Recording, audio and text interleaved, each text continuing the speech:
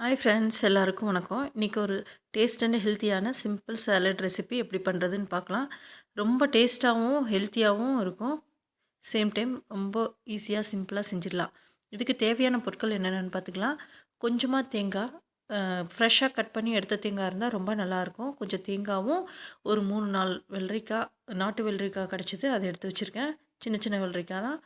இதோட ஒரு தக்காளி, ஒரு பெரிய வெங்காயத்தில் சின்னதாக ஒன்று எடுத்திருக்கேன். இவ்வளோதான். இப்போது நல்லா வெஜிடபிள்ஸ் எல்லாம் ஃபைனாக சாப் பண்ணிக்கலாம். ஃபைனாக உங்களுக்கு எந்த அளவுக்கு முடியுமோ அந்த மாதிரி கட் பண்ணி எடுத்துக்கோங்க. வெள்ளரிக்காயெல்லாம் ஈஸியாக சீக்கிரம் கட் பண்ணிடலாம். ரஃப்பாக கட் பண்ணால் கூட போதும். ஒரு அளவுக்கு ஸ்கொயர் ஷேப்பாக நான் கட் பண்ணி எடுத்திருக்கேன். இது எல்லாத்தையும் ஒட்டுக்கா நீளமாக கட் பண்ணிவிட்டு ஒட்டுக்கா வச்சு எல்லாத்தையும் சேர்த்து கட் பண்ணிடுவேன். இதுதான் சீக்கிரம் ஈஸியாகவும் முடியும். இந்த காயெல்லாம் ரொம்ப சாஃப்டாக இருக்கிறதுனால ஈஸியாகவும் கட் பண்ணிக்கலாம். நைஃப் மட்டும் நல்லா ஷார்ப்பாக இருந்துச்சுன்னா சீக்கிரமாக நம்மளுக்கு வேலை முடிஞ்சிடும். வெள்ளரிக்காயெல்லாம் கட் பண்ணி எடுத்தாச்சு. இதோட ஒரே கட்டிங் போர்ட்லேயே எல்லா வெஜிடபிள்ஸ் வச்சு சீக்கிரமாக கட் பண்ணலாம். குவான்டிட்டி கம்மியாக இருக்கிறதுனால இப்படியே கட் பண்ணி எடுத்துடலாம். இதோட ஃப்ரெஷ்ஷாக உடச்சி எடுத்த தேங்காய் ரொம்ப நல்லாயிருக்கும். ஃப்ரெஷ்ஷான தேங்காய்னா ரொம்ப ஜூஸியாகவும் டேஸ்ட்டாகவும் இருக்கும். சாப்பிட்றதுக்கு இந்த சாலடுக்கு கண்டிப்பாக தேங்காய் சேர்த்துக்கோங்க. வேணும்னா அரை மூடி கூட சேர்த்துக்கலாம். நல்ல டேஸ்ட்டாக இருக்கும். தேங்காயும் சின்னதாக கட் பண்ணி எடுத்தாச்சு.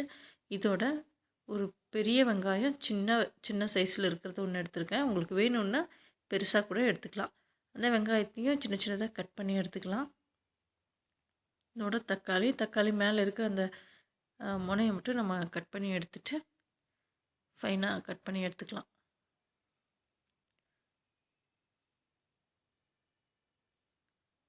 நான் தக்காளி எடுக்கும்போது நல்லா குலைவான தக்காளியாக இல்லாமல் கொஞ்சம் கட்டியாக இருக்கிற தக்காளியாக எடுத்துட்டிங்கன்னா சாலடுக்கெல்லாம் ரொம்ப நல்லாயிருக்கும். இந்த தண்ணி விடாமல் ரொம்ப குலைவாக அந்த மாதிரி இருந்துச்சுன்னா உள்ளே இருக்கிற அந்த விதை பகுதியும் அந்த தண்ணியும் எடுத்து வச்சுருங்க. வேறு ஏதாவது சாம்பாரில் ரசத்துலலாம் போட்டுக்கலாம். அந்த மேலே இருக்கிற சதை பகுதியை மட்டும் நம்ம சேர்த்துக்கலாம். ஏன்னா அந்த குலைவாக இருக்காது. இப்போ வீட்டில் நான் காலையிலேயே கூட்டு செஞ்சுருந்தேன். அந்த கூட்டிலேருந்து 2 கரண்டி நம்ம எடுத்துக்கலாம். புடலங்காவும் பருப்பும் சேர்த்து செஞ்சுருந்தேன். அதில் வந்து தேங்காய் எல்லாம் அரைச்சி ஊற்றாமல் சாம்பார் பொடி சேர்த்து செஞ்சுருந்தேன். அது தாளித்து காலையில் ஸ்கூலுக்கு அனுப்புறதுக்காக அந்த மாதிரி செஞ்சுருந்தேன் லஞ்சுக்கு. அதிலேருந்து 2 ஸ்பூன் 2 கரண்டி பெரிய கரண்டியில் 2 கரண்டி நம்ம குழம்பு கரண்டியில் எடுத்துட்டோன்னா நம்மளுக்கு தேவையான ப்ரோட்டீன் அதிலேருந்து கிடைக்கும். புடலங்காய், சொரக்காய், சௌச்சௌ இந்த மாதிரி நீர்க்காய்கள் போட்டு இந்த மாதிரி கூட்டு செஞ்சுட்டா நான் ரொம்ப ஈஸிங்க. இந்த மாதிரி நம்மளுக்கு சாலடுக்கு அதுக்கெல்லாம் ப்ளைனாக அப்படியே கூட நம்ம சாப்பிட்டுக்கலாம். இப்போ அந்த இதோட கட் பண்ண வெஜிடபிள்ஸ் எல்லாம் சேர்த்துட்டு கொஞ்சம் புதினாவும் கொத்தமல்லி தலையும் சேர்த்துருக்கேன். புதினா கொத்தமல்லி தலை கண்டிப்பாக சேர்த்துக்கோங்க. இது ரொம்ப டேஸ்ட்டு கொடுக்கும். ஃபைனாக கட் பண்ணிடுங்க. நம்மளுக்கு காயோட இந்த கீரையும் சாப்பிட்ட மாதிரி இருக்கும். எந்த அளவுக்கு உங்களுக்கு வேணுமோ அந்த அளவுக்கு நீங்கள் சேர்த்துக்கோங்க. நான் கொஞ்சமாக சேர்த்துருக்கேன். இதையும் மேலே போட்டுட்டு ஒரு அரை லெமன் இதில் புளிஞ்சோன்னா டேஸ்ட் ரொம்ப நல்லாயிருக்கும். நான் ஒரு பாதி லெமன் புளிய போகிறேன்.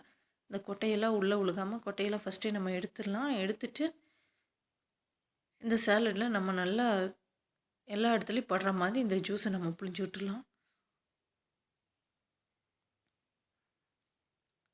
டேஸ்ட்டு பார்த்துட்டு கூட நீங்கள் சேர்த்துக்கோங்க. இப்போ இந்த ஜூஸ் எல்லா இடத்துலையும் படுற மாதிரி சாலட் ஃபுல்லாக நம்ம மிக்ஸ் பண்ணிடலாம். அடியில் அந்த கூட்டோடு சேர்த்து இந்த கூட்டு சேர்த்ததுனால நம்மளுக்கு இதுக்கு சால்ட் அண்ட் பெப்பர் எதுவுமே நம்ம சேர்த்த வேண்டியதில்லை. அந்த கூட்டில் இருக்கிற காரமும் உப்புமே நம்மளுக்கு போதும். இந்த சாலடுக்கு ரொம்ப டேஸ்ட்டு கொடுக்கும். அது லெமன் கொஞ்சம் சேர்த்துருக்கோம்.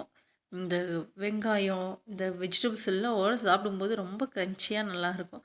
இதோட வீட்டில் வறுத்து எடுத்து வச்ச எள்ளு கொஞ்சம் சேர்த்துருக்கேன். கருப்பு எல்லாம் நான் வறுத்து எடுத்து வச்சுட்டேன். ஃபஸ்ட்டே கழுவிட்டு கொஞ்சம் வறுத்து நம்ம ஒரு டப்பாவில் ஸ்டோர் பண்ணி வச்சுட்டா ரொம்ப நல்லாயிருக்கும். ஆனால் இது உண்மையாலுமே சாப்பிட்றதுக்கு ரொம்ப டேஸ்ட்டாக இருக்குங்க. கண்டிப்பாக எல்லோரும் மஸ்ட்டு ட்ரை இது. இந்த சாலட் ரொம்ப டேஸ்ட்டாக சாலட் சாப்பிட வேண்டான்னு சொல்கிறவங்க கூட இந்த மாதிரி சாலட் கொடுத்தானா கண்டிப்பாக சாப்பிட்ருவாங்க. ஏன்னா ரொம்ப டேஸ்ட்டாக இருக்கும். இந்த பானிபூரி எல்லாம் சாப்பிடுவோம் இல்லைங்களா, வெங்காயம்லாம் தூவி அந்த